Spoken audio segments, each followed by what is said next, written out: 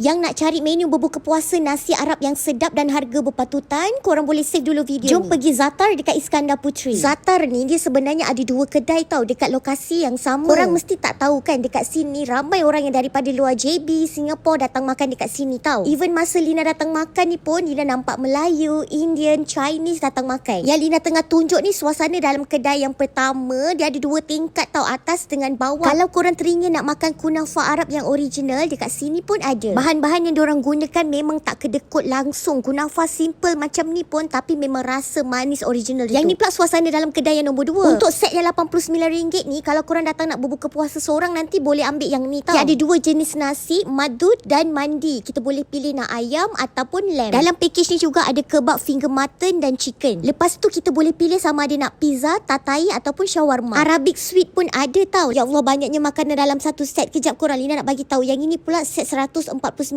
Semuanya sama kecuali dalam set yang ni Lina pilih fatair and dia ada grill set. Dekat sini air Saudi Coke pun ada tau. Yang ni set RM159, nasi dia untuk 2 pack. Sama juga macam RM149 tadi tu, cuma yang lainnya. Yang ini lauk dia lamb, yang tadi tu ayam. Tu je beza dia. Buah-buahan, salad ni semua dapat sama je. Kalau korang nak makan yang set dulang macam ni pun ada juga. Nasi dia dekat sini memang sedap, bau wangi, kenyang makan. Yang lagi satu ni nama dia nasi makluba. Dalam dia tu ada terung tau. Terung dia memang banyak, siap ada kambing lagi. Okay korang, thank you for watching. Save dulu video ni untuk berbuka puasa dekat Zatar dengan family yang tersayang.